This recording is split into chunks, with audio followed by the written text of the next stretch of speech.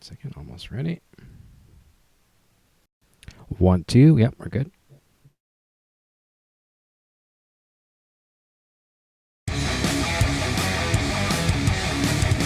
You're watching EVH and Gear TV, brought to you by Stewart Travel Guitars. See the incredible stowaway travel guitar at stewartguitars.com. Microphones for EVH and Gear TV are provided by Rode Microphones. And official Van Halen merchandise is provided by VanHalenStore.com. Here's your host from Ontario, Canada, EVH artist Eric Broadbent.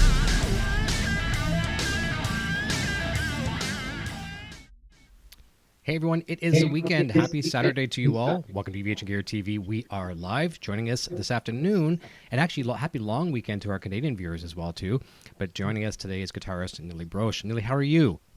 Good. How you doing, Eric? What's up? Great. Nice to have you here, and finally I get a chance to have you on the show. I know we had to bump a little bit of a schedule with you there a while back, but I'm glad we have you. And 90 minutes of some fun guitar discussion for sure. Sounds good. Let's do it. All right, fantastic. I'm going to say hi to a bunch of people here in the chat real quick, and a lot of our regulars here, and probably some new faces today as well, too. We have Brad Miller in the chat. R2R3 is here. Charles Green. Let me see here. Scroll down a little further. Brad Miller is here. Bam Ozzy is here.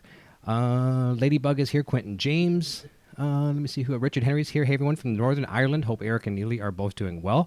Yeah, it is evening for him over there tonight. He's doing well this evening. Quentin James, as I mentioned, Chipegatu is here. My beautiful Nocturnal Butterfly is here as well, too, running the chat efficiently as always. Let me see. I think I've got everybody so far in the chat. Fantastic. So listen, we had your brother on the show last week, and we're going to talk a little bit about some similar things that he shared with us. But before we do, as I was telling you off the air, just a bit of an observation outside looking in when I see you play guitar. I don't want to kind of put you on the spot too much, but I want to give you a bit of a comparison to Paul Gilbert, the way you play guitar. Well, first of all, I mean, you can shred like the best of them out there. I mean, you're a great player, but it's not just a talent that I'm referring to. It's how you make it kind of infectious and fun. Has guitar always been that way for you, or is it just when you pick up the guitar, you're just in that fun place? It really has not always been like that for me. Okay. It actually required kind of a mental shift because I'm someone who, like, it's very easy for me to take everything too seriously, including music, and especially music, because it's something that I always wanted to do, and I think, even as a kid, kind of treated like a very serious thing. So it took me a long time before I hit a wall and realized, like, this route doesn't really work as well, And, and I actually, a lot of it was through students, because I saw so many of my students, like, because it wasn't their job and they didn't have to, like, worry about hustling, so to speak, they were able to enjoy it in a way that I never felt like I really did, So from them, I kind of learned how to approach it in a different way. And I realized, like, oh, this really is, like, the funnest thing that you could do. Okay. And it sounds ridiculous, but that kind of changed everything for me.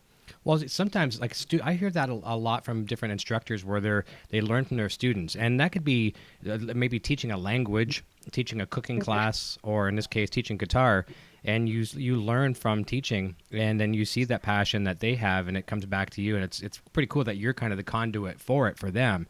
So it's very cool, but I guess it just all comes down to enjoying it, and like Paul Gilbert is a perfect example of that. You watch that guy play, and it's just, you might not even know a thing about guitar, but you're like, I want to play guitar now. It's just so passionate, right?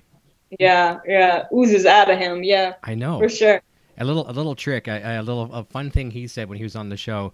He says, I always ask for tips, right? Okay, what's the most valuable tip you could share? And he says, always be vibrato ready. Yeah. So always having a hand ready, right? Always, where you fall down, whatever, when you land, you got to be vibrato ready. Yes, I love that. What a great tip. Yeah, and it's so simple and to the point. Right, exactly. Like, I'm thinking, run your pedals this way, do this, do the hokey pokey, put your left foot out, whatever. No. Yeah, I feel like, especially players like him and like that generation and those legends, and like they have such a face value approach to that. I don't think they're really interested in sitting down and analyzing every little thing. I think they're just kind of like, dude, play, I know. It's absolutely amazing. We've got a cool guest in the chat as well, too. I'm very honored to have him here for the first time. Steve Freeman here. He says, "What's up, guys? Finally catching a live show." He's a incredible producer out of Nashville. He's a hit maker. Fantastic. And he runs a great podcast, too. Thank you, Steve, for joining us. It's a real honor to have you, for sure. Bam Ozzy's here, as I mentioned. Paul Theriault says, "Hey, folks, came to say hi before I get my wife chore list. Nili is amazing, such an inspiration." Very nice. Thanks. And Paul's an amazing player, too. He's got Joe Satriani chops like no tomorrow. It's amazing. You should have everybody here just hanging out every week. That's awesome. That's what it is. Really cool. You know what I mean? It's cool they come to see the guests, and there's there's going to be a lot of your fans here, and there's going to be some new people that maybe haven't discovered you yet. And I always love to turn people on to new artists. And certainly that you're not a new artist, but obviously, not everyone knows everybody out there, right? Of course, and I find it so exciting when people come here and they say, "Oh, thank you for introducing me to so-and-so." And I'm the same way, too. I watch shows, and I'm like, I didn't know this person before. And it's like, wow, it's just so cool when you get a new rush and an inspiration. And I think people are going to love that with you because, like I said, it's fun to watch you play. Well, thank you. I think you're really doing a great thing here, and every podcaster, because like it's I think it's a really nice way to create some sense of community on the internet, where especially like in the world of guitar, I think there tends to be a lot of competition and kind of a mess and trolling and just what have you, and like these few shows like have really been great in just bringing people together on like a positive level, and I really love that. Like what a way, what a positive way to take the internet and make it into something good. I know, because there's a lot of negative out there. The internet is like the loudest. There probably always will be. Like I of course I want to be optimistic, but I mean I'm not naive enough to think that we're going to get rid of it entirely. No. So it's good that we're trying to outweigh the bad. That's right. That same fellow that was just mentioned that I said hi a minute ago, Paul Theriault, he's a friend of mine on Facebook as well too, and we were commenting on some things, so sharing some thoughts, whatever. And I was saying how it was, it was a product that brought our lives together. We kind of met each other through this product, and I'm glad that happened because had it not been for that, our paths probably would not have crossed. And we're sharing some nice exchanges back and forth. And I was saying like the world needs more inspiration as opposed to competition. Absolutely. Sure. There's always going to be a better guitar player. You're better than one guitar player. There's going to be another guitar player better than you. But it's not a competition. It's what do you bring to the table. Exactly. Yeah. Exactly. Yeah. So last week when we had on your brother on the show, it was really cool. I've never spoke to him before, and I knew of him obviously through Michael Sweet. That's how I knew your brother, and of course I know the family name. It's a pretty talented name, but I never really got a chance to speak to him, and it was a very, very just fun, relaxed chat, which I know we're going to have as well today too. But it was really cool what he told me. Back in your native country, you were born in Israel, right? Mm-hmm. Okay, so back over there, his friends were playing Iron Maiden, and he heard it one day, and he's like, "What is that sound? And how are they making that?" And he was playing acoustic guitar at the time, and at that moment, he wanted to become an electric guitar player. What was your magic moment for that?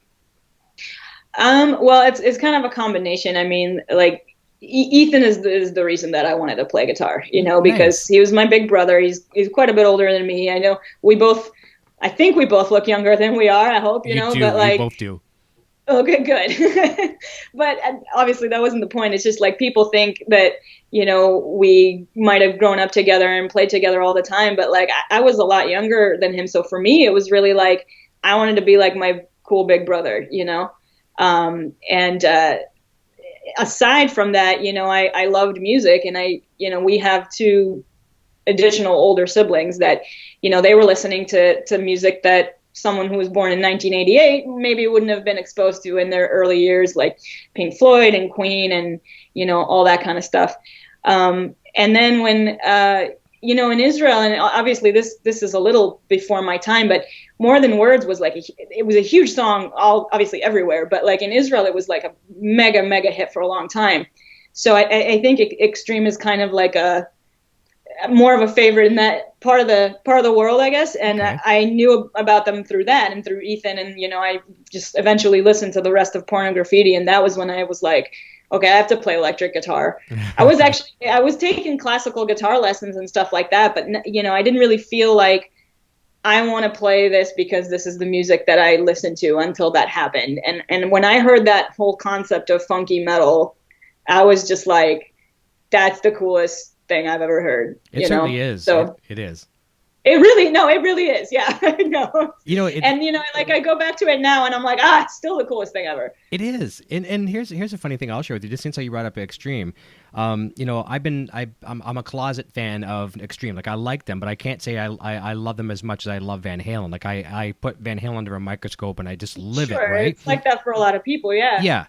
But I have a mad respect for Nuno. And of course, Gary Cherone there's a Van Halen tie, was with Van Halen for a while, and he did a great job. I think, a lot. He didn't get the props he deserved, but I agree. Phenomenal. The band was great. Yeah. The band was on fire, all of them. But the thing is I went and saw recently the Generation Axe tour. Yngwie, Steve, as Yngwie you've played with. We'll talk about that later today. Well, I haven't played with it. Well, no, but I know what you mean. Yeah, support. Yeah, Toast Nabasi. Zach Wilde. And Zach Wilde, another guitar player that I was always on my radar, always admired and respect, but I was never like, how do I play like Zach Wilde? Never studied him and analyzed him. But who stole that show from me that night? All those legends. Nuno walked away with, like, if there's an award for MVP for that show, and I don't think any of those other guitar players, other than maybe Yngwie, may have a problem with my analogy, but I think he took that award home with the MVP. I mean, I think a lot of people felt that he stole the show. Yeah. And I saw that tour like the first time around in 2016, and I mean, I was really curious as to what it was going to be like, because they are all very different players. It may not seem like that from the outside to someone who considers it all kind of under the umbrella of one big genre, but they're very different players, and like seeing them all together, it was very, very, very cool, very interesting show. It was, for sure. And what I thought was very, very cool is how this is another really cool thing about Nuno. Like, I've never met the man. I know you probably have multiple times. But this shows the kind of coolness he has with his fans. And I know fans are very important to you. Someone on the internet made a playlist of all the hit solos and compositions of Extreme. And Nuno, not only did Nuno like that recently. Yeah, and Nuno copied it verbatim. So when he did his little extended solo kind of thing. Oh, that's right. He did say that. That's right. Yeah. Yeah, I remember him making a joke about how he's like Midnight Express, like it's the only instrumental tune that he's written. He was like, I didn't know what to do on this tour because I have like one instrumental tune, and I think that was his segue into like that's where he got it from. But what a cool thing to do. Yeah, what a really cool thing to do. And imagine that fan. Imagine that fan just loving Nuno, and then he or she, I don't know if it was a guy or girl, sees this playlist being orchestrated live. I mean, that's mad respect to your fans. That's very, very cool. That's awesome. Paul has a question. He says, I'm not sure if Nili will see this, but my daughter is 10, and she absolutely loves her and wants to play just like her. Say hi to Nili for her. That's awesome. That's really cute. Thank you. Yeah, that's awesome. Yeah, we have a lot of family here, as he says earlier in the chat too. People come and they just hang out and they talk guitar and they talk everything else in the chat, which is fun. A nice family community, and we always keep it very positive here. But so another thing we talked about too, and this is fun. I'm not trying to create some sibling rivalry here, but we're going to talk about it. I don't want you to get off the air and call your brother and say, "What did you say about me?" But he spoke very highly of you, and I know he really admires his little sister. But there's always sibling rivalry, whether it's couple brothers, brother and a sister, or whatever. Maybe one's on the sports team and one's good at ballet, and mom's liking the one in ballet more than, blah, blah, blah. You know how it goes. But you're both doing amazing things with guitar. Was there any sibling rivalry? Was it fun, competitive, or was it crazy? How was it growing up together like that? I mean, it wasn't crazy, but like, honestly, I think the age difference, especially at that time, like really played a role, because like, he was in Berkeley when I was like in middle school / high school, and that was a really big difference, and then I was at Berkeley, he was already like, in the real life career, and that was a big difference, so it's really now is like the first time that we're both kind of out there in the world, and I think we've just kind of ventured into different things, and that's worked out for us, you know what I mean? So I don't think either of us feels that way. Well, that's good. And also, I said this with him, too. I think that name, the family name is very recognized and respected in the business. So even if... that's cool. I was not aware of that. Okay. Here's what I think of it. Like, okay, now he's played with his share of great musicians, and so have you, and you've played together. But, so you get a gig, and a good gig, and so that name is recognized, and then so Ethan, he can kind of pick up from that, and vice versa. He gets a really good gig, and that Brosh name is out there, so it's certainly better to have two Broshes than one struggling, right? Yeah, no, I love it. Yeah, that's good. It's a great way to think about it. Yeah, that's nice. In the chat as well, Tony Mock says, "Good afternoon. I have a few questions for Nili. I see you playing your 6-strings a lot more lately. Will we get more 6-string music versus 7-string music on your next album? And do you have any plans with Ibanez for a signature guitar? Now, we've had one of your other friends, Anita Strauss, on the show here, and she's got her signature with the Jiva, whatever. Right. Is there hopes or talks for a signature, and maybe talk about the 6 and 7-string guitars? Sure. I mean, with the 7-string and the 6-string stuff, I mean, I don't really think about it as like two different realms of like, this is going to be this thing and this is going to be this thing. But like, to speak to his point, yeah, I think it is going more that direction, but not for any like specific, it wasn't intentional. It's just that, what I like about the 7-string is that it's not like it's a different guitar to me. It just adds range that the 6-string doesn't have. Okay. And if that's applicable to the music, then that'll be used. So it's used in the record in that kind of sense, like filling in certain frequency ranges and certain like octaves, you know what I mean? Like for chord progressions, just to beef up the mix, and there'll be stuff like that. And there's like, there's some riffs that need it, but I mean, I don't really think about it like that. Like, to me, the melodies are the melodies, and they're just going to be played on whatever makes sense for the song. So, yeah, I guess you could say that. Okay. I was always scared by the 7-string. I'm not afraid to admit it. I was scared by a 7-string, and don't even start on an 8-string guitar. I listen. I don't blame you. It's like I felt the same way, and it's a really foreign thing in the beginning, but. The best tip that I had ever gotten about how to kind of handle it was actually from Tony MacAlpine, because I was like, I don't know how to, like, even to show up for the audition, we were talking about like the 7-string, and he was like, you can just play it like all the parts on 6-string if you want, just like transpose it to that, and I was like, oh my God, that sounds like even more work, visually to see that than it would be on a 7-string. So, it actually did end up being the easier option. But the best tip that I got for that was, playing riffs and songs that you already know on that guitar to just kind of like make the visual aspect of the extra strings sink in, so that you're viewing everything like from a different perspective. It looks like you're on a different string than you really are. You're still looking at it, But I think the more you play stuff that's very familiar to you, the more it kind of gets its own context. And over time, like I don't really notice it anymore. Like, I can switch interchangeably, and I really don't think about that stuff the way that a lot of people probably perceive me to. So, well, that's fantastic. Paul Theriault just sent a $50 super chat. It says, "Cheers, Eric and Nocturnal. You guys rock." Thank you, Paul. That is so very kind of you. Very cool. Thank you. Blessings. Thank you. I really appreciate that, Paul. I had a visual. You talk about visualizing things, and obviously Tony was a good, a good mentor for that, for picturing things in a different context. Someone that kind of took the pressure off a 7-string for me, which I still don't own one. I don't really need one because I'm using Helix and Variax, and with the Variax I can make it whatever I want. But I'll probably get a 7-string eventually. But Rusty Cooley was on the show, and he's a master shredder too, pretty fast. And he says, "Look, a lot of my riffs were written on a 6-string guitar. I just shifted them over." And I'm like, well, that doesn't scare me as much anymore. You know what I mean? So if I'm just thinking, I just shift things over a little bit. And I know chording is different, but riff-wise and stuff like that. So like, once you have it, I guess maybe a little piece of advice we can give people, no matter if it's guitar or whatever, don't be intimidated by it. You're not going to break anything, right? Right. Just get it and try, whether it be pedals or something or whatever. Get out of your comfort zone and try things, and we're all going to benefit from that for sure. Yeah, and it's like, it's not.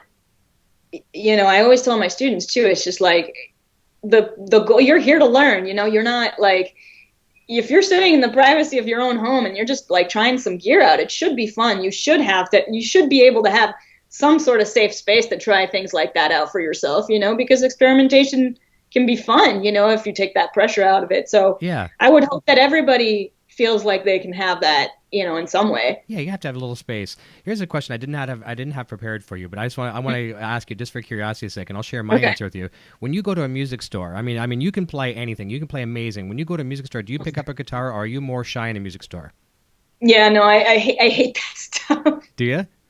I really do. I don't know. I think it's like something that I have left over from like being a teenager or whatever. But I always feel like, well, I don't know. Maybe now it would be differently because gear has changed since 15 years ago too. When you walk into a big commercial store. But I just always felt like, like it's every variable in the environment that's like conducive to you not playing well. Yeah, I know. Well, so, like even more than NAMM, you know what I mean? Like, yes. So I think that kind of stuck in my head, and now I never really felt like I needed to do that for any particular reason, because chances are I wasn't buying like the kind of gear at that store that I would need to sit and try out. Yeah, so you're just there maybe with a friend watching what they're doing, or maybe you might be the type of person that goes with a person maybe getting one of their first guitars, and you can kind of give them some advice, kind of things like that. But I'm the same way. I've worked in music retail, and I was like Michigan J. Frog. I'm not sure if you remember the old cartoon, but it's when the customers would leave. Oh, so yeah, you're younger, so you probably didn't see it. Back in my day, there was this frog, right? The guy finds this frog at the construction site. He opens up this, and the frog sings and dances. And then when people are around, he just ribbits like a frog. And as soon as so that's me. I'm Michigan J. Frog with a guitar in a music store. People leave, and I start playing. But I went to a music store recently with some friends up in Toronto. And I don't want to mention the actual name of the store because I don't want to, because I'm going to say something slightly negative. They like thousands and thousands and thousands of guitars, but not one played good, right? And in their defense, it's not their fault because they have thousands and thousands and thousands of guitars. Yeah, they weren't set up. And, yeah. You know what it's like for you and I to keep 6 guitars, through the climate changes, playing good. That's hard enough, let alone 10,000. But I go in there and I'm the worst person to bring to a music store. I'm probably the most boring person. I did play that time because I kind of was put on the spot, but and I saw some of the footage back, and it wasn't too bad, but it certainly wasn't my best. But I'm so scared to play in a store, so I was very curious to ask you that. But more importantly than my silly questions, we got some fans that got good questions. Russell Ward says, "When can we expect the next solo album? Perception was amazing." Oh, thank you. It's coming. It's coming. I promise it's coming. I know it's been longer than I wanted, but. And I'll share, you heard it here first, okay? But like the thing with this record is what it ended up being is it kind of got delegated between myself and my producer, Alex Argento, who's a fantastic keyboard player over in Italy. And he's, he's co-producing and he's arranging a lot of the tunes and everything. And sonically, this record is a little bit different than what I've done before. And my choice was actually to have a lot more programmed instruments than before. Okay. And that sounds weirder than like in context, that makes sense.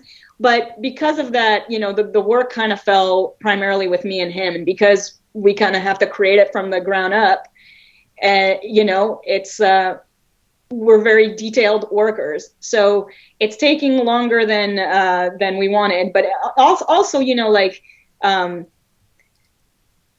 doing a lot of it while doing 10 shows a week, I wasn't moving at the pace that I really wanted to move. So I'm hoping that now that there's a focus on it, all that stuff is and so much is already done. Like I have a new single that's going to come out first. It has a music video that's done. Like, we're waiting on a lot of cool things, I think, so part of it is like my own like sense of impatience of sitting here and being like, I really want to put this out. So it's coming. It's coming. It's not easy to put a record out. Like we have ideas, and you get them onto a recording. And like Steve Freeman here, he's got a question in a second. He's a producer, and he does this for a living as well too. But committing yourself to like getting in front of your computer or wherever you're recording in your studio is one thing, and just getting it done. It's such a process. But when it's done, you've got it out there, and it comes to life. It's such a rewarding thing, and I can't wait to see what comes of it. So that's great. Thank you. I mean, that's kind of why that's the thing that's keeping me together. And as far as like knowing that waiting is the right thing right now, if this is for me personally, I feel like this is my record to take my time with.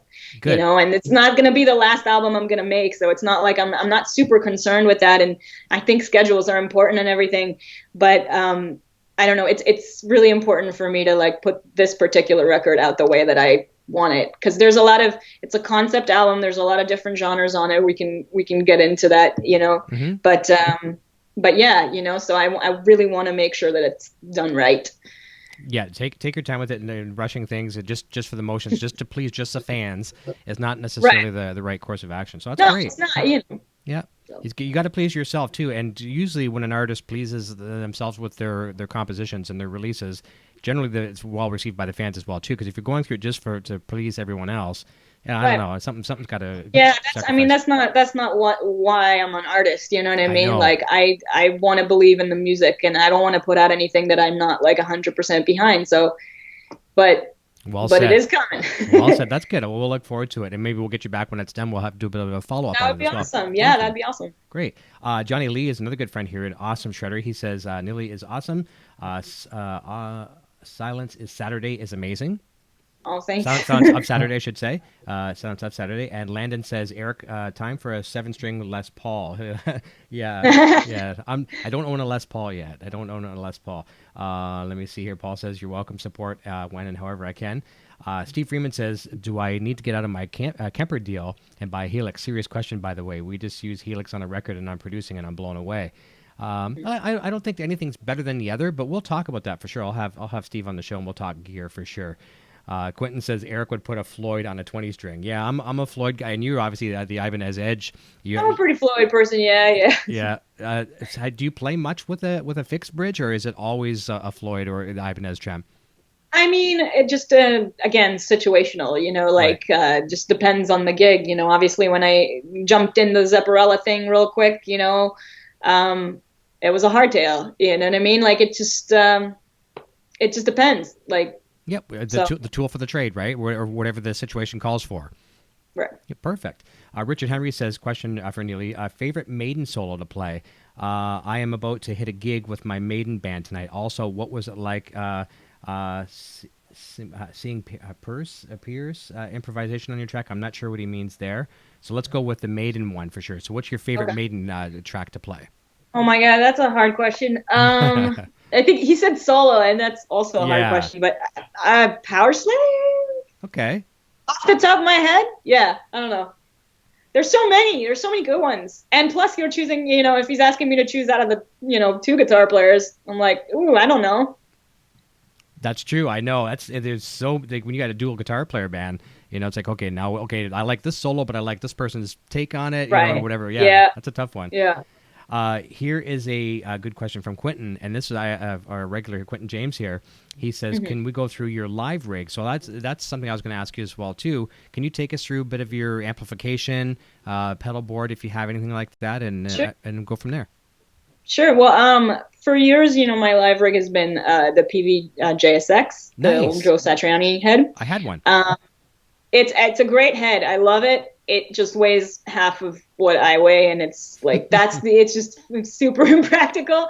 But after Cirque, I'm much stronger, so I can almost lift it now, right? That's good. But I love that head. You know, I think like when you really spend time dialing it in, there's a lot of really great tones that you can get out of it. And my kind of always on pedal for lead playing is the EP booster, the Exotic Effects EP booster. Have that too. I think it works really well with that amp when you get to like the high gains down, because it kind of just rounds it out, gives it a little bit more body. So I got really used to playing with that combination.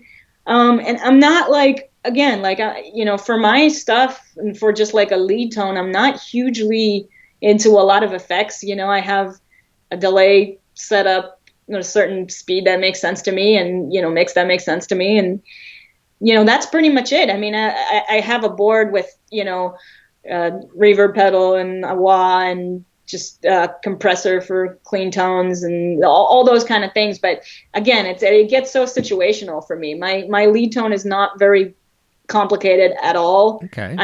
I'm definitely, you know, it may seem different now with the head rush, but as a live player, especially, I've always been just kind of like plug into the amp, tweak the tone with whatever other tools you need. But I try not to go too far from the source. You know what I mean? That's good, though. And that's actually a very, very good thing. And not a lot of people can do that, including myself. I can't just plug into an amp and be at my comfort zone. I need my... Well, it's got to be, listen, it's got to be the right amp. It's got to be the, you know, it's not like that's the only variable, but no, I just, I feel like the more processed the sound gets, the harder it is for me to like remember where I came from. Okay. Well, that's very well said. And I'm glad that you mentioned the JSX too. I had the 212 combo, and I really wish, looking back now, because this is long before Eddie started making his own amps, right? And so I was using the PVs, obviously, the several generations of the PVs. I had the 5150 combo, and then I had the head. I would run combo for clean and the head for 412 for my dirty tone. Then I discovered the JSX, and I loved it to death because it was a 3-channel amplifier, loved it. But in hindsight, I really wish I would have got the head and a cabinet, because I was rattling, like, I think that was a 120-watt head. I mean, a rig, 120-watt cabinet. You know what I'm trying to say, the amplifier, and it was 120 watts. And I was rattling those tubes to death, and I talked to my local dealer, and I was like, I'm blowing through tubes like craziness. He says, well, think about it. You're in a small 212 open back combo, and you got 120 watts tube power, and you're literally rattling the amplifier to death. Yeah. So I really wish I would have got the head version, but the noise gate that was built into it was great. That's right. Yeah. Really, really nice. The only thing that amp doesn't have is reverb. Yes, I know. And see, I use a Boss RV5 or something. That's the only thing about it, like, and the weight. But that's just more of like a personal issue. So. Yeah, but reverb is nice for sure. But at least now too, you can, the sky's the limit. You can either use your head brush for reverb, or anything you want under the sun you can use. Paul has a good question. He says, what advice would you give to an amateur like myself to cross the amateur to pro level? That's really cool. So someone's, on that edge, right? They probably got the talent to cross over from amateur to possibly professional. What are some tips maybe that you could share to cross that gap? Well, is it, I don't know if you can go back to him and ask, but is it like in terms of playing or in terms of career? You know what? It could be a combination of both. And I mean, because maybe a lot of these players, if it's the same Paul, if it's Paul Theriault, I know he's a phenomenal player. So I think he's got the chops. I don't think he needs to be any better as a player. I'm just going to take a hunch here and just maybe go on a business standpoint, maybe like the marketing, the image, because that's so important today. You can shred like the best of them, but we all over out there trying to do the same thing. How do we get discovered? So maybe some image. Yeah, I mean, you certainly had that. Let's talk about Cirque for a second. I mean, that was a platform that put you very image-driven game. Yeah. So maybe, I'm sorry, you were saying? No, I'm just basically like maybe we'll take it on the business side. Maybe to on the business side of it, what could you say to help them cross that path? I mean, it's just they're so it's hard to pinpoint one thing because, especially if we're talking about like online imaging, so to speak, right? It's there's so many different ways to do it, and so much of it is based on algorithms, and things change, and it's like, the more research you do into it, it's just like, well, tomorrow the rules might change, So I think, like, with that in mind, like, there's just certain things that you can always do to kind of like keep your best foot forward, like making sure that the content is always strong and like high quality, whether it's like images or, website and all that kind of stuff. Consistency, I think, is a big key in that stuff to build some sort of momentum. And again, it's like, it's so hard to know, like there's really, it's so much of it is trial and error and keeping up with it and being consistent and finding something that you're comfortable putting out there that you think showcases your strengths in a way that you can maybe do on a consistent basis. Well said. And I apologize, Paul, if I didn't answer it from a technical side. Yeah, sorry. But I think as far as if it's the same Paul, he is a monster player, so I really don't think he needs to be any. I mean, we all need to be better. I thought, but it's just like when I always feel like when the word amateur is brought up, I never know like what the intent is. Yeah, because amateur could just be picking up your guitar for the first time, or it could be somebody, because some people are extremely modest and their version of amateur is wow, that's our pro, right? Yeah, you never know, but that's pretty cool. Brian Cote mentions, he's talking about, he says, I love the new presets. Great job. They will sell very well. I was telling you about my Eddie Van Halen presets. Yeah. I was quite surprised. I was, when we release things, we create things like a new record or whatever. In this case, it was just some things to sound like Eddie Van Halen. We're hoping they're going to do well. When they start to go well, it's like, okay, thank the gods for they're looking down on you, right? So very nice. Let me see. A question from Kenny Dave Stowe, if I got the name right. And some of these are coming in voice to text, so the names might not be 100% right. Does Nili have a preference when it comes to scale length, Gibson versus Fender? Okay, so you're pretty much an Ibanez player. So a 24 fret, is that in the wheelhouse for you a lot, or 22? 24. I mean, I've obviously done the 22 thing. You see, that's actually something that I feel like is trickier for me to switch to, because I like having 2 octaves or 3 octaves, Okay. or the double fretboard.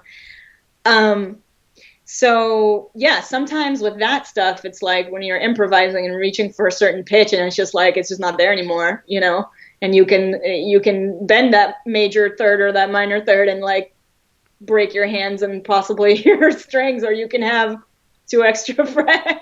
Yeah, it's handy. It is handy. I was scared by it too. Here again too. I'm not afraid to admit weaknesses. I don't like to play in music stores. I did not like 24 fret guitars, and I don't like vintage 21 fret guitars for the sole fact that I like the 21 thing especially. It's just like, oh my god, just give me that one. Just give me one more fret. Yeah, one more fret, it's not gonna give me 3. That's right. But 24, I had a couple 24 fret guitars come my way, and I have a couple right now, and didn't like them. Because it's almost like I needed a roadmap. It's like, okay, caution, Eric, you're approaching the 22nd fret. You don't need to go any further here, and I'd get lost. But what I do like about it now that I've accepted it, it's so easy to hit that 22nd fret where I'm in that little position a lot, right? So there's blessings and disguises, and then like you say too, now you've got more real estate to play with. So, awesome. Right? Yeah. Paul says those are some good answers. I think also and.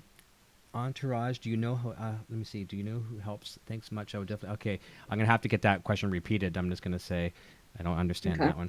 But one thing I thought was very, very cool, watching your Facebook page, is you posted a really simple post a couple days back. You're saying, we all need a little bit of color in our lives. And I've seen you talk about color a lot, and I'm kind of wondering if you relate musical compositions and passages to colors. Do you do that in your day-to-day life?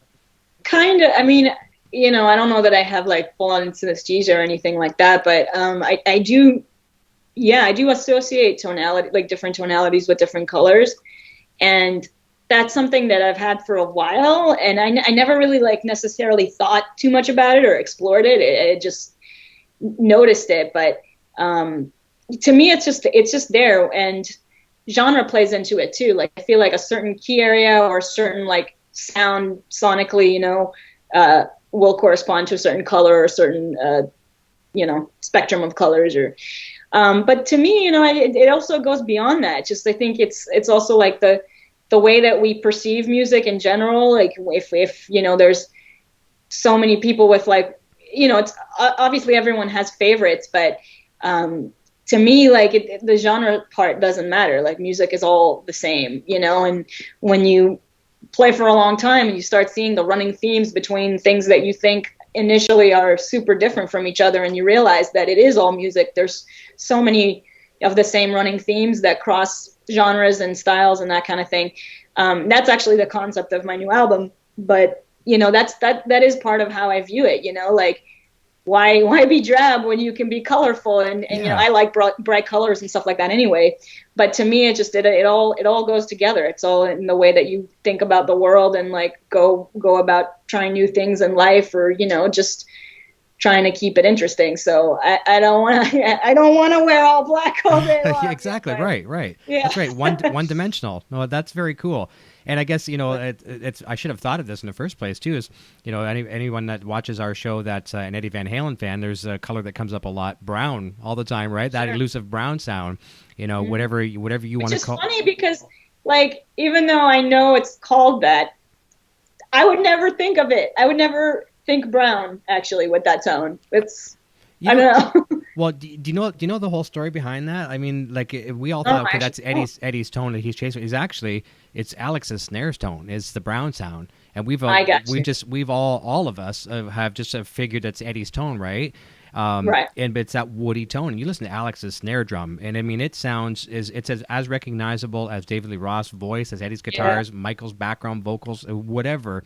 Right. But I think maybe just it was one of those things where this might sound good in an interview, and he just starts talking about brown sound for his tone, and the world just ran with it. And it's been a 40-year discussion, right? Oh, that's cool. I mean, you never know, right? So but colors, colors are very, very cool.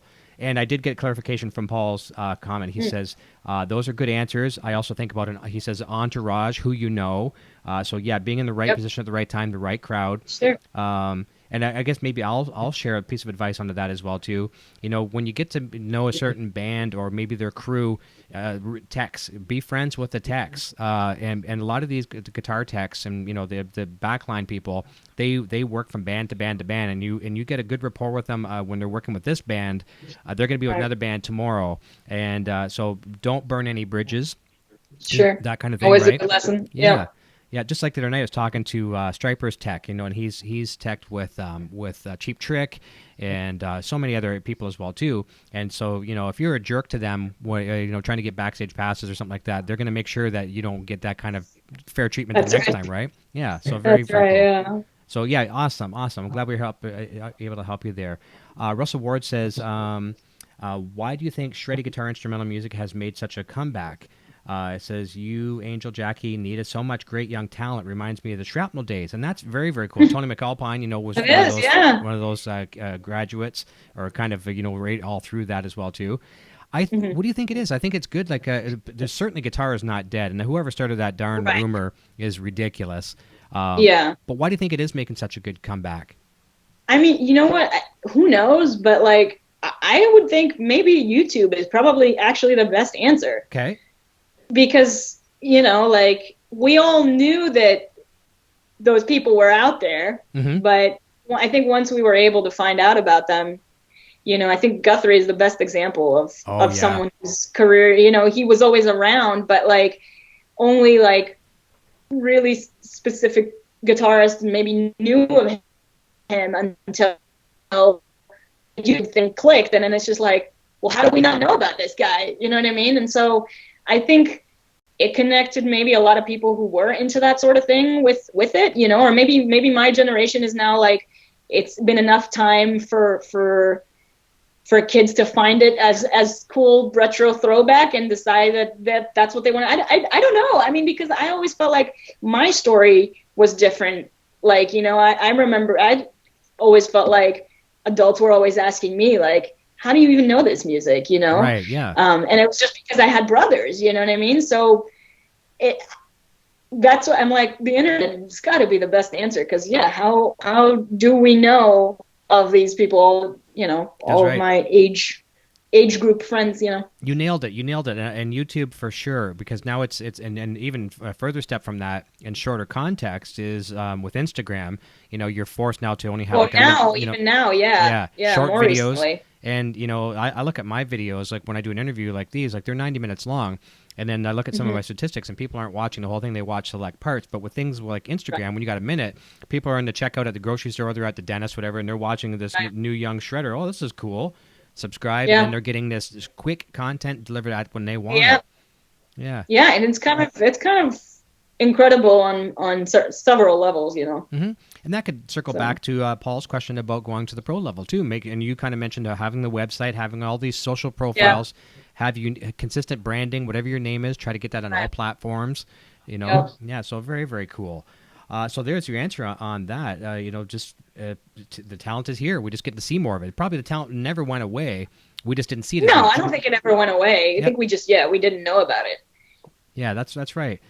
So this is really cool too. One of the guests I've had her on the show twice now, and she's actually become a friend, which is really awesome, and more like a pal.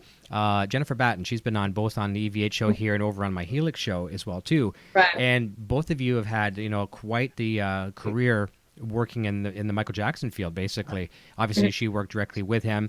And can you tell us a little bit about was it a 2-year stint you did with the Cirque du Soleil? Yeah. So I I guess it was a couple months ago now, but I feel like I just left because it's such an intense job. But I was Cirque du Soleil has a resident Michael Jackson show in Las Vegas. It's in Mandalay Bay, and we do 10 shows a week, every week, 48 weeks a year. Now 10 shows. Crazy. How long is the show? 2 hours? It's 90 minutes. Okay. And 10 times the role, this particular, so it's kind of an interesting situation because unlike most of these theater type shows, there's no pit band. There's no band. They're using tracks, right? And really cool remixes and stuff like that were created for the show by Kevin Antunes, who's the musical director. But but it's a character, and there's only two musicians on the show, a guitar player and a female vocalist. And so you're the only musician on stage, and so you have to be a character and run around with all the other characters and, you know, climb on things. And it's not like I was doing acrobatics or anything, but you know, you're part of that camp, and you have to look uniform in some way, you know. So yeah, that was the interesting thing about this gig. You know, you're kind of on your own to make the playing happen, make the performance happen. And yeah, that's a high pressure environment too. You know, it's not as much as you'd think, because like, to me, I came from the world of this, you know. Okay. Every gig was this, especially when you go to Berkeley, and like, it's just that's just your introduction to what you know, what the guitar world is going to be. Oh, I hear you. And then you know, Tony MacAlpine, it's kind of a gig like that too, you know, a little bit, depending on where you go in the world or what people's attitude's going to be. But you know, the cool thing about this is, like, first of all, you know, you're in complete makeup and costume and all that. You don't look like yourself. You don't feel like yourself. You really do feel like you can hide behind this whole thing and escape. And nobody knows who you are. You know, like, really, like, it actually feels really safe in a way, because everybody, you know, you have like tourists from all over the world. They want to see a Vegas show. They huge Michael fans and all that kind of stuff. And like, plus, you know, Cirque is known for like always having so much going on stage that, like, at any given moment, with the exception of one solo at the end, you can be rest assured that there's so many things distracting them from looking at you. Okay, yeah, lots of things going on. Yeah, smoke and mirrors and everything all over the place. Oh God, like times 100. You know, there's like, Beat It actually starts the show, and there's a part where, like, it's a really epic, like, introduction, beginning, and that kind of thing, and a lot of people are like, wait, how do you start with that? Where do you even go from there? Yeah, that's raising the bar. It's actually worse. But there's a part where, like, you know, like, I would be playing like in the front of the stage next to all the dancers and everything, and up at the top there's a rotating bungee strap kind of thing. Okay. And you have a bunch of guys that are just like jumping and rotating and one after the other, right? So my normal view of the audience at the very beginning of the show would be like, you know, I start kind of rocking out to Beat It. I have a couple of people maybe looking at me like rocking out, and then the person next to them will like kind of slap them, be like, look, and then that's it. They're just gone. Like, they won't see you the rest of the show. They're just like, oh wait, there's this and there's that, and like, so you're used to just kind of seeing those same reactions of like, oh no, now your attention's over here, and like, okay, I don't have to worry about this. Yeah, you probably until you shoot fire and distract everybody. So yeah, that's right. Well, I'm sure when people walk away from a show like that, they're probably both you, the performers, and the audience are probably physically and mentally exhausted, because it's just it is a very exhausting thing. Yeah, you consume so much, and it's so when you consume so much and it's in a fast environment, like 90 minutes doesn't seem fast, but it is. Just like our shows, they seem fast when they're done. Right. It's like, wow, what did I just see? So that's really cool. A couple other comments in the chat. Ben Mozzie says it's making a comeback because people are getting bored of some of the contrived bands and stuff like that. They're churning out over and over. I hope that's part of it too. Yeah, I think so. You know? Yeah, that's cool. Rock and Roll Guitar Lounge says, when I heard about that, I was going to watch live shows every weekend. Lots of cover bands where I live. Russell Ward says YouTube is key. That's where I found Nita and the Iron Maidens and found the rest through her. So nice. Yeah, you find one artist. Oh, they're connected to so-and-so. That's cool. Right.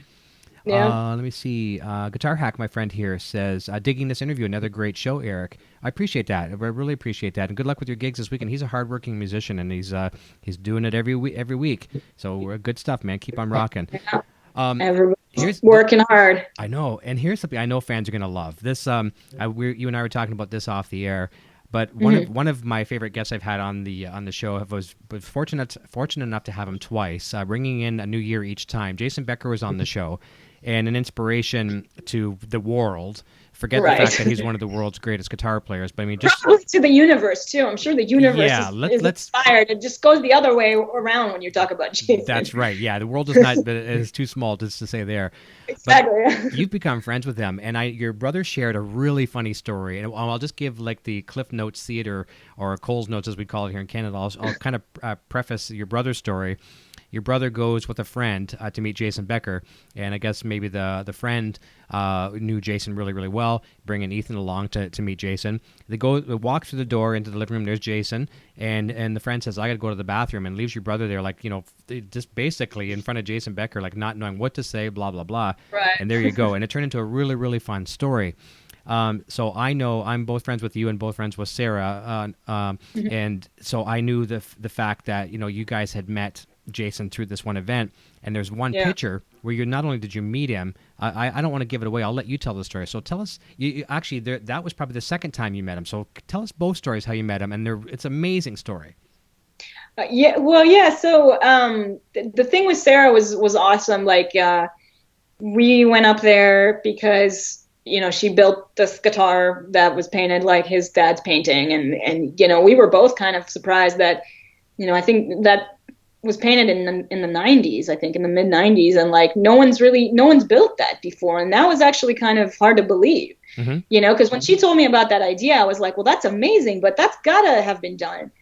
And then we realized that it wasn't, and she like invested time and money and energy and into the project, and before you knew it was done. And I just kind of told her, I was like, if you really do it, I will do my best to see if we can go up there and visit and present this to him. And, they were really into it. And that's, the result is what you saw. My experience with first meeting Jason is actually a story that most people don't know, but he came to one of Tony's shows. We did a bill with Uli Jean Roth back in like 2012 or something like that. It was a while ago, but we had a couple shows in the Bay Area, and we were told that Jason was going to be coming the second night and everything. So I was already nervous being that like I have to like play for him, like when he has to come to this gig, and it was a new gig for me. I'd only done a few gigs with Tony at that point, so I was already like nervous enough. And then our first night there, like I was having like a really bad day on a personal level. I was having some like relationship conflict, and you're on the road and you're texting with the person like far away, and you're like fighting. It's just like you're in the middle of sound check. It just feels really awful and everything, And so I remember like finishing that sound check, and then somebody in the venue like came up, and you're like, yeah, so Jason Becker just pulled up. Oh boy. And I was just like, what? I'd just been crying, all this stuff, and I was under the impression that he was coming the next night, so I was like, I thought I was going to have, like, first of all, I thought I was going to have the first show to like kind of like chill me out a little bit, get used to the crowd up there and whatever, but then I was just like, oh wait, okay, so I remember like I would wash my face, and I was just like, okay, I think I look like presentable enough, And I just I walked outside, and they were all really friendly, and I just remember like asking Marilyn or one of his caretakers if I could give him a hug, and I think I just kind of leapt at him before I even got that yes. That's where that candid picture comes from. But yeah, and then he was very cool. Like after that, I actually, when I had come back to LA the following week, I had an email from him in my inbox, and he was like, it was so great to meet you, and you're so awesome, and like you're welcome to come visit me anytime, and like we've been friends since then. And I always feel like visiting him is always a religious experience, and it's funny because I think on YouTube, like I understand like it's easy to see those videos and think like what it must be like for Jason when people come and play for him, and I used to think that same thing. And the thing is that he asks you to play, you know what I mean? It's like you're the one actually going in there being like, I hope he doesn't ask me to play. I know. I can't imagine that. Would you want to play? Of course not. No, not in front of him or Eddie Van Halen or any of those guys. No. Yeah, no, it's just like, and I think that seems to be a fairly unanimous answer across the board. So imagine like your surprise when it's coming from him, and then you're just like, okay, the dude is such a beautiful. His mind is just incredible, and the fact that he is it's so funny too. Yeah, and your brother said too the same thing too. He was asked to play, and he says, "Grab what Yeah. Jason says, play for me." So he grabs actually one of Jason's guitars off the record, Right. and unfortunately because it hasn't been played for a long time, the strings were Yeah, 2 inches off right. the neck, and your brother has to play that through an amplifier that had no gain, and your brother's like, Right. "What's going on here? Like, it's the worst environment possible." But he came It through in is, flying. yeah. He came through in flying colors, and probably just like you as well too. The pressure. But people always ask me, like some of the guests I've had on the show, like they always say, well, do you have any fanboy moments? And, and I usually don't. Like, I don't, like I've been doing it for about 3 years. I'm certainly not a pro at this by any means, but I'm getting a little bit more comfortable each Of course guest. you are. No, I'm not. Thank you.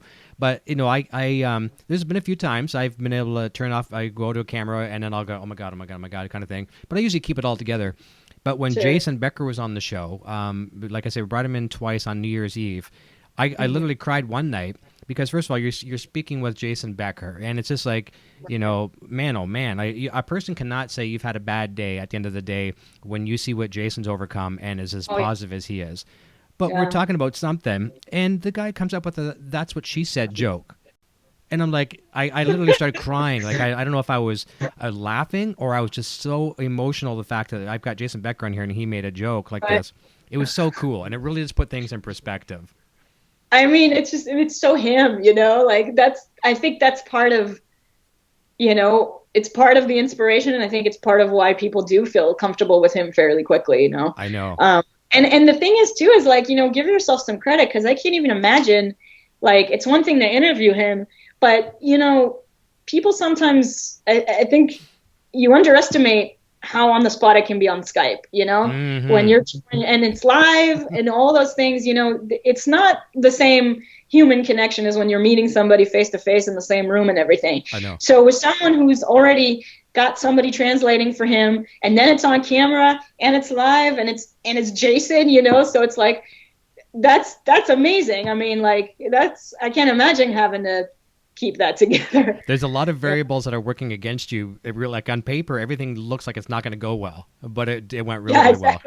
That's awesome. Well, you listen, everybody, those are the interviews that everybody wants to work out. So they work out. It was nice. And they've given me an open invitation to come to the home anytime. Oh, awesome. I know. You should do that. I know. I will do that for sure. It's a religious experience, I swear. I want to share. I know you probably know this, and I'm going to go dig up that picture. It's either on your page or it's on Sarah's page or both.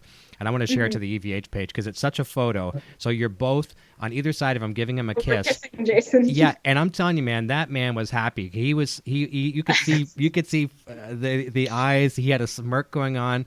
It's a really beautiful moment too because I mean, obviously he's a fan of both your guitar playing. And just he likes you as people, but that was cute. It was one of probably the photo that broke the internet.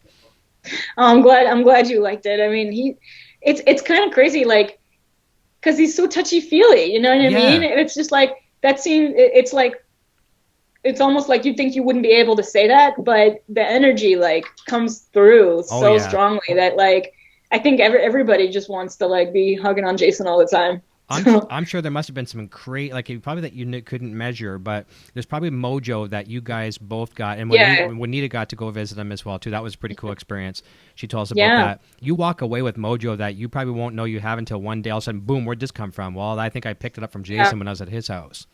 Plus the family too, like the family is so special, and it's such a great hang, and you feel like really connected, and it's awesome. The time flies by over there, Good, really, really good people. They certainly are. It's really funny too. Jason was playing us some snippets from some David Lee Roth stuff that never got released, some outtakes and stuff like that. And it was so funny. I literally got a copyright strike that night from the management, and it was Jason. It was like their label, whatever. Or maybe it was David Lee Roth's label. I forget what it was. And I might have even been Jason's because we were getting some sneak peeks of what was coming on the record and stuff like that.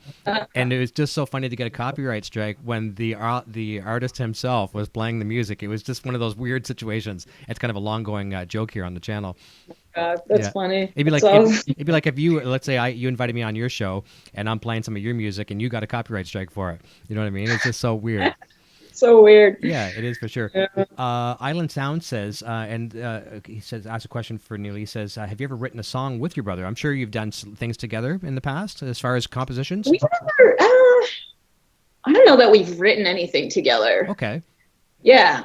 But No, you played it you hasn't were really in the happened. same band together for a while, right? Yeah. Tell Yeah. us about that, because was that the time when you were both like in the group in direct support for Yngwie? Yeah, so it was his band, and I was playing rhythm guitar, and we did one tour with opening for Yngwie across the U.S., and it was a a lot of miles. It was a really cool experience. You know what I mean? Like, I think Yngwie gets hated on so much, and I think people kind of have no business putting down the person who pioneered a certain thing, Right. because like, it doesn't matter if that's what he does. Yeah, that's his thing, but he invented it, so I think it's easier to give crap to, people who came and copied it. But he's it, you know what I mean? Like, how can you argue with the person who's pioneered a movement, a genre, you know what I mean? I So agree. Well, you just scored major brownie points with my beautiful lady here, Sandra. She's Nocturnal Butterfly in the chat. It's really funny. Anytime, like, no one ever comes into our chats and says Yngwie sucks or does this or in any personal attacks, but Yngwie does. He does walk around with a target on him, unfortunately. But anytime, that's true, anytime anyone says but it has anything, nothing to do with it. oh, I know. But anytime anyone goes in the slight direction of being negative to Yngwie, she's like, "Hey, leave my Yngwie alone." It's like she's her Yngwie, right? So it's really, really funny. I just love to watch her trying to defend her man, which is hilarious. But I mean, like, he's not a safe player by any means. No. You know what I mean? Like, because like, for the kind of crap that he gets about playing the same thing over and over, or whatever, like, people say about him, he's not a robotic kind of player by any means. He improvises all the time. It's always like taking liberties live and that kind of thing. There's nothing that structured about his playing when it comes to that. I think his attitude comes from a different place. So it's another reason why I'm like, but we play a certain way because of him that wasn't really around to that full extent before. And I think he deserves the credit, So yeah. And plus, you know what? I think every great legendary guitar player loves Yngwie. Exactly. Like, can you find one great on some level, that doesn't give him the respect that he's due? Because I think you'd be hard pressed to find one. Well, I saw the legend himself, Steve Vai, look at Yngwie off to the side of the stage and like bow in front of him, like he was like in Steve. Exactly. Yeah, you're not gonna find like great players that are not into Yngwie, I don't think. Steve is one of those guys. I'm not sure if it's fair to put in the same category as Jason Becker, but I think it is fair. Him and Jason Becker are from a different planet when it comes to their worldly knowledge of the instrument. Sure. And when you get someone like Steve Vai, like, saying to Yngwie, I mean, he wasn't doing it just for the show. He was literally praising what this guy had. Of course, So, yeah. Really, really amazing. So speaking of guitar players we haven't even talked about, I'm surprised we're at the 60-minute mark and we're on an EVH themed show. So I'm going to go stand in the corner and take my lashes here, or lashings, whatever, in a moment, because for not asking this question. Where does Eddie Van Halen fit in your wheelhouse of guitar players? Well, I mean, it fits in a pretty big way, I think. I mean, my connections with Van Halen realm have been strengthened in so many different ways now.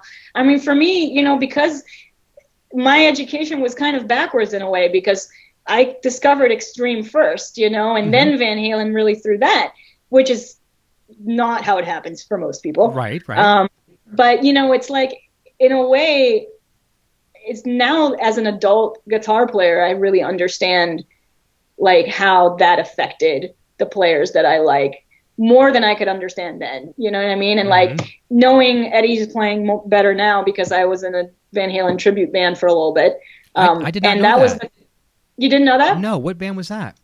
Oh, it was a female Van Halen tribute in the California area called Unchained. Okay. And I did that for like a little bit right before Cirque, actually, which ended up being a really helpful thing, because I always loved Van Halen and the music, obviously, and the playing, but I never really learned it before that, strangely enough, because I kind of always put it on a pedestal, you know what I mean? Because it was Van Halen, and even though I'd played difficult things before, I was just kind of like, this is the sacred stuff, I'm not gonna fuck with this, because like, that's not very emulatable, really. Right. If you really talk about like the level, the layers of it. So but then, you know, when this thing came up, I was like, I mean, all right, like, I guess I'll try it, you know? And I learned so much about like why we play guitar the way that we play today. And I mean, I still really think that like, that Eddie is like the last true innovator of the electric guitar in the way that we like truly play. I really think that like you can say that about only a few people, and he's probably the last one in like in that big of an influential way. And usually it's not even for the stuff that most musicians think is really genius about him.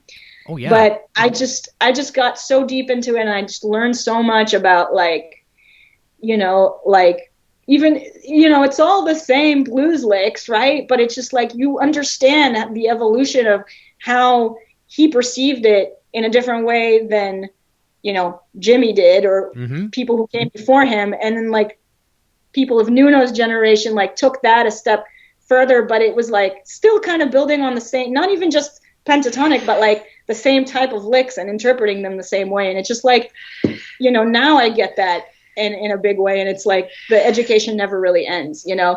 And then playing the Beat It solo live like 600 times, now it just it doesn't sound like anything anymore. But like, you know, I feel like I understand this instrument better through Van Halen, and I'm so glad that I was forced to do it, because as a big fan, I don't think that I would have like really done it on my own. It's a good life lesson for sure, and really kind of grounds you as a musician. But take away just like what he can do with the talent. You know, just a moment ago we were talking about bridges, like the Ibanez Edge in your case, or Floyd's for other guitars and things like that. There's so many things that, you know, he really doesn't necessarily get the recognized credit for. The tremolo systems on guitars today, you know, with the dual locking trem systems, pickups, you know, guitars with one pickup, you know, I mean, maybe he isn't directly involved in all of this, but the way the amplifiers are now, high gain, we got pedals that would be not here with.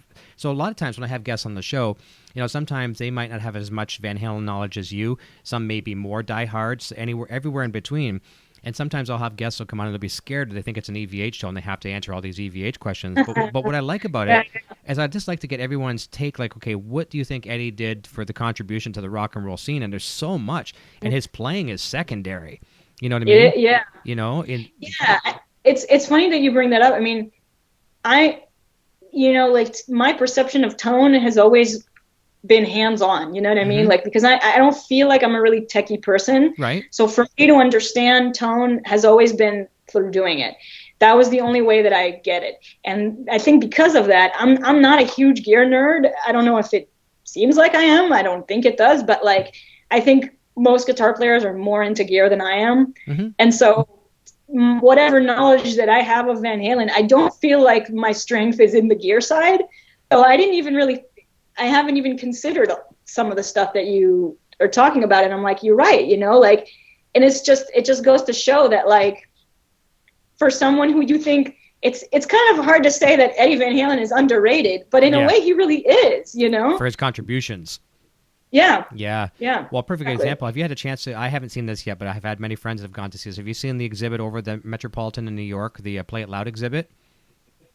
No, I haven't been to New York in such a long time. I really need to go. If you do, if you're there with work, gigging or whatever, or if you get a chance to go there, it's there until October, so you got lots of time.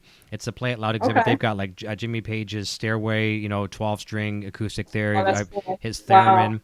Eddie's real Frankie is there, the red, white, and black one, not the replica. It's the real deal. His 78 rig with all the raw wood Marshall cabs. His pedal board is there. So to see that stuff, there's so much folklore. It's almost like, okay, did the man land on the moon? Did Eddie actually really use this? You know? Yeah. So get a chance to try to see it. Like, I'm really happy that, like, for all the crazy stuff that's going on in the world, it's really cool to live in a time where the Metropolitan Museum of Arts in New York City, that's the exhibit. I know. Like, how cool is that? You know, because, like, how many of us as kids ever thought that was going to be the thing? You kids and your music. You know what? You're going to go on a class trip to the museum and see Eddie Van Halen stuff? Like, you know, so that is one of those things where, like, those moments where you have to think, like, okay, sometimes it is really cool to live in the times that we live in. There's a lot of cool stuff. I remember my days where you're looking at, okay, here's some bones from an ancient civilization, Right. and this is the end of a railway. It's like, okay, and like when's lunch? When's lunch, Mrs. Jones? Now we get to see Right. Frankie and everything else, right? Yeah, that's so crazy. Yeah, pretty awesome. But That's cool. to speak to your question, I mean, like the country, I think that's a great question. Obviously, such a appropriate question to ask here. But to me, it's like, I think about the stuff that like you maybe wouldn't have thought of, as like the courage that it must have taken him as a young person to play in a way that no one's played before, to do his thing his way, to build his own guitar, and to not give a fuck, excuse my language, while he's doing it. I mean, he had like all of that attitude of never really caring, doing everything with a smile and all that stuff, And I think, for being how young he was and back then and everything, I'm like, what was his upbringing like? Like what gives someone the kind of confidence to go out there and like take a chance on being who they really are so early in the process and to get behind it 100%? Like, how hard would that be? You know what I mean? Know. That to me is like even beyond like all the ridiculous playing. And it's like, I don't know, maybe when you play like that, you have nothing to worry about. But I mean, it's still easy I would imagine it's still easy for humans to be insecure. So that's the thing that I think is like really amazing about him, that we just take it for granted because it's him. But like, he was a kid. So it's kind of unbelievable. It's so cool to see the passion too, like from yourself. And I mean, any guests I've ever talked to about Eddie, like I just saw you kind of come alive. You're excited talking about it. Yeah, I love talking about it. Yeah, Van Halen's kind of like I think it's such a great topic for musicians, and to just get them to talk and have a good time. Yeah, I mean, music is secondary with him, and that goes to show you how talented of a man he is. If you can say that his talent is secondary to his contributions, and I hope people understand what I'm trying to say when I say that. I'm not saying that what he's done is better than his playing or his blah, blah, blah. It's just he's equally here, I guess this is the way to say it. When you're looking back 100 years from now and the legacy that Eddie Van Halen has left behind, it's not just going to be those tapping riffs. Yeah. Yeah, I hope that it's like going to be the least about that, actually. I know, yeah. It's like changing rock and roll. I do agree with you. I think everything else is kind of coming first. Yeah. So. And I'm also very happy to be educated and to be told that you were in a Van Halen tribute band. So I didn't know that. Can we find any footage on YouTube? There's a couple things. Okay. Yeah, there's a couple things. I'll look it up. I can send you some stuff too. I've done some like, highlights every once in a while, like, the Hot for Teacher solo and stuff like that. I mean, it's so much fun to play that stuff, but it's so hard to play that live compared to almost anything else. I know. Your job is just like to take care of so many different things and be like on watch for so many things. It's really challenging. It's like, it really helps your playing a lot. Agreed. If I had one takeaway from any of I had two career highlights in my life, was I also did a Van Halen tribute for a year. And when you talked about earlier, when you're way back at the beginning of the program, you were talking about Berkeley and things like that, and you said you saw people like this, and you thought that's all the people there were. And a Van Halen tribute band, I thought there was no other people on the planet that didn't stand at the front of the bar like this, right? Right. And I joined the band after filling in for a guitar player that was phenomenal, like a GIT graduate. I mean, this guy was just insane. And now I'm the new guy, right? It's almost like Steve Vai joining Alcatraz after Yngwie. It's like, okay, I'm now the new guy. It's like, oh man. Right. But I look back on it, I learned so much about that business from that band, and I have to give a lot of credit to the singer. We did more of the Sammy Hagar era because he looked exactly like Sammy. He looked so much like Sammy at a Sammy concert. The security would grab him, "Come on, Sam, you're late," whatever, and pull him off the side, right? Like literally. But I was the Eddie in the band, and I was shy. I would not go to the front of the stage. And, if you're the Eddie, you got to get up there, right? So he would go stand in front of my 412, and he'd like have a big hockey jersey on or whatever, and he would block my cabinets, and I couldn't hear anything, and some clubs were playing without monitors. So he's like, if you don't get to the front of the stage, I'm going to stand here in front of your cabinet. So what did I do? I had to go to the front of the stage, and then so he kind of gave me my wings, so to speak, right? Yeah. And that was really good. And then after that, many years after that, I had an original band, and that was my second takeaway. But two valuable life lessons. Image is everything. I was one of those guys that would show up to a gig with a milk crate of cables. That just speaks volumes of being an amateur. We go there again, back to amateur and professional. Your look, right? Yeah, so many variables that people don't think about. Just don't have your guitar cases open on the stage, and no girlfriends giving you a kiss on the stage. I think it all like comes down to just basic sense of respect, and like just being cool, and it can't be said enough, but like a lot of it really is that, because you're going to be spending a lot of time with other musicians, and they want to be around someone who they know is going to be respectful and easy to work with. So in whatever way or little details that manifests itself, I mean, I think that's kind of above all, because they're all relationships, and if you treat them like any other relationship and you hopefully treat the person well, then, I think you have a better shot of being treated well back. That's right. And nowadays, artists, entertainers of all kinds, whether they're actors or whatever, musicians, with social media that we have a good platform now to connect back to the fans and making the fans feel like, you don't owe the fans anything, but it's nice to connect with the fans and say, thank you for putting me where I am. I have this house because of the records you've bought and these things, right? So it's nice to be able to communicate back, and you're doing a good job with your social media. A great interaction. I'm trying. It's a lot, it's always a lot, and it's a balance for sure. But I know it's important, and I like doing it. I think it's good that it's important to have a sense of community. I agree. What I try to do here with YouTube is obviously a very, very special place for our family. We're a YouTube family here. My better half, she runs a little talk show in the mornings, Monday, Wednesday, and Fridays as well too. It's fun. It's like to listen to two women gossip. It's great. And then there's some male guests that come on as well too, some of our friends, and it's fun. Mm-hmm. But it's just so nice to communicate. And what I like to try to do right now, my channel's still at the same size. Actually, your channel and my channel, about the same size, pretty much, neck and neck. And yeah. And I like to try my can to comment back. When people leave comments and take their time to do that, I try my best. I don't do it all the time, but I'll spend about 2 hours in the morning. I'll get a coffee, and I'll spend 2 hours in the morning or an hour in the morning, and I'll go through and I'll reply to as many comments as I can, because, and most people don't think they're ever going to get a reply back. But it's my way of just saying thank you. And there's going to come a day where I won't be able to do that. But until I can't, I'm going to do my very best to let them know that their stuff is valuable. Sure. Yeah, I think it's an important thing to do. Yeah. We're almost at the end of the program here, but we talked earlier about color, and this, I probably could have worked this into the conversation as well, too, colorful things. I saw on your Facebook you've got a new lesson series out, colorful pentatonic shapes and licks and stuff like that. Can you tell us a bit about that? Yeah, it's actually not that new anymore, but I've been working with JTC Guitar, and they're a service that provides backing tracks in all genres and difficulty levels and that kind of thing. And they have a lot of artists that create content for them and lessons and that type of thing. So that's one of my lesson series that came out with them.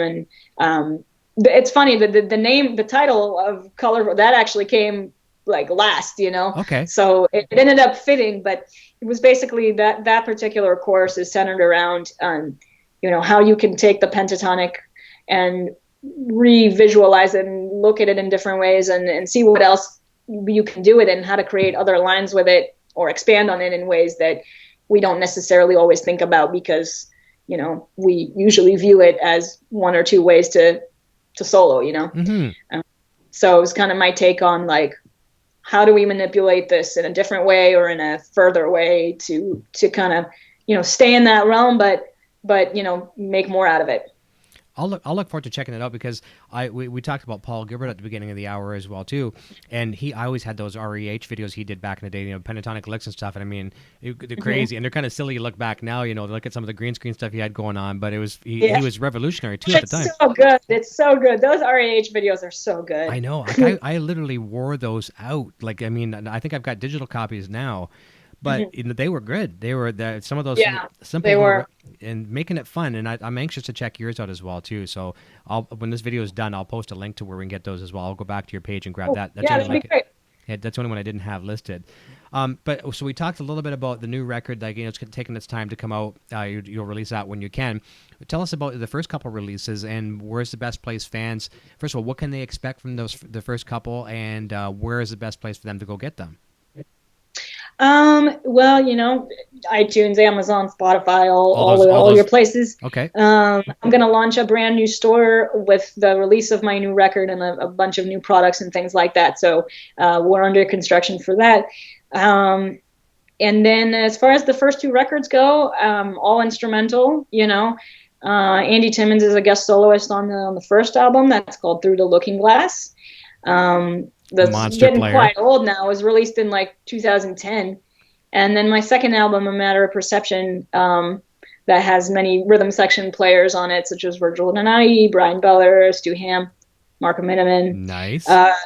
And others. And, that's a little bit of a proggier record, both, delve in some different genres, but, your instrumental rock kind of umbrella. Yeah. Nice list of players on that. Yeah, we try, Yep. Certainly, it's surrounding yourself with good people. And speaking of good people, this is very nice. Jensen Bell in the chat, $10 super chat. Thank you so very, very much.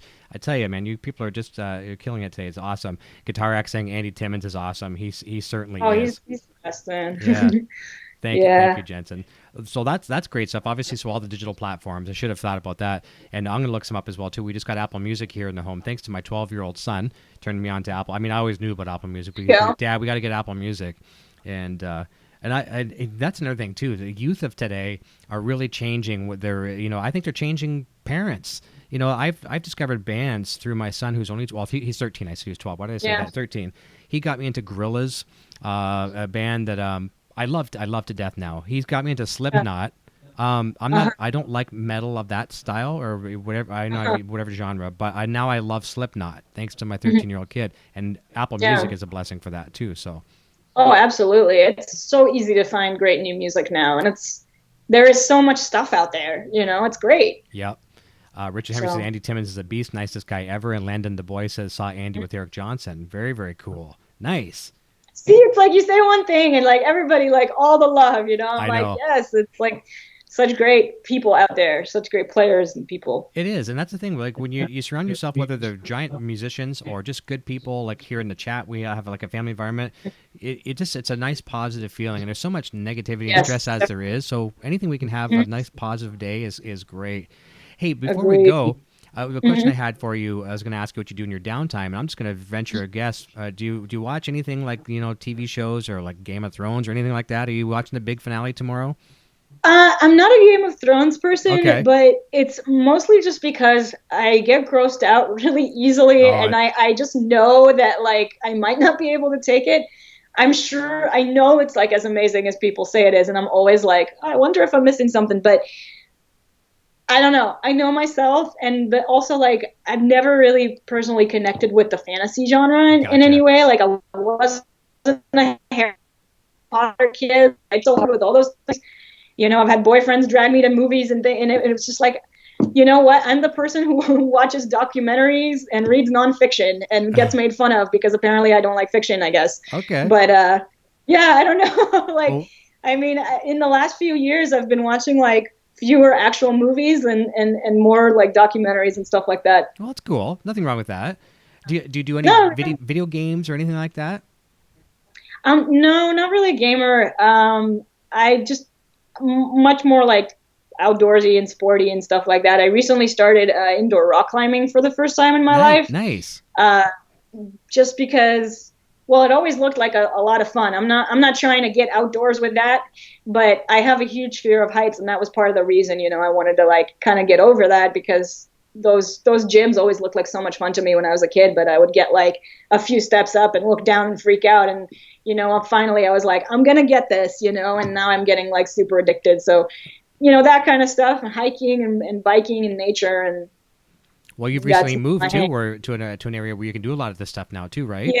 Yeah. I mean, like after being stuck in a theater inside a casino for 2 years without like one door that leads to the actual outside, I really wanted to be outside. Yeah, no windows, period. No sense of outside. Yeah. It's definitely very, and that I was going to say, it kind of leads to it adds to the intensity of seeing the show or being in the show. Is just like being on the strip is like, something that I think all of us kind of avoided whenever we could, because there's just so much going on. It's very, very draining energy. Yeah. So yeah, I mean, I also know that like so much of my inspiration, like nature really helps me with that. And, now that this record's, kind of almost done, but like, the writing has been done for a long time and everything, but these last little arrangement variables and the actual recording and everything, like I think that still requires quite a bit of inspiration to get it the rest of the way of where it hopefully started going. So I think I'm in the right place to do that. I was just, I was having internet connectivity issues. So now that that's worked out, I feel like I'm living in 2019 again. Good. Yeah. You and I both shared our frustrations with the internet off the air, which everyone knows my story as well too. So I follow this one company on Twitter, or not a company, it's like a profile, and I wish I knew the name to tell you about it. It's something like Digital Trends or something. It's really, really cool. It's like you'll see these self-driving cars and all kinds of cool things in technology, but it reminded me when you talked about rock climbing, I saw some companies invented this. It's almost like a treadmill. Picture a treadmill, but vertical, and it's probably 10 feet tall, maybe 8 feet tall, maybe 10 feet tall. And there's obviously at the base of it's maybe about a foot or two of the machinery, but it's a rock climbing machine, and you're actually holding onto the notches and stuff like that, and you're not going anywhere, you're not climbing anywhere, but you're climbing. I've seen those in there's a big gym in Vegas next to my old place that has all that crazy new technology, and I remember seeing that lights up and everything, and I'm like, what is that, and I was just here to hopefully get to the top of this without freaking out, So I know, and I'm scared of heights, so I would like that. It's a whole world. Yeah, that's neat. That's cool. Well, it sounds like you're keeping very physically fit, and obviously that was something you would have had to have done with that Cirque gig, So keeping in shape, and being physically in shape is good for the brain as well too. It keeps the brain healthy and all that. So that's awesome. Gary Holt is here, my friend. I didn't get a chance to say hi to him either. Gary actually introduced me to some of the Kramer family. Got to meet, and I know your brother is a big fan of Kramer guitars.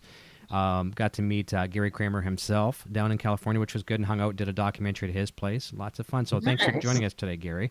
We've got some links to our merchandise thing here as well, too. So listen, we've had a fantastic afternoon. Still very early your way.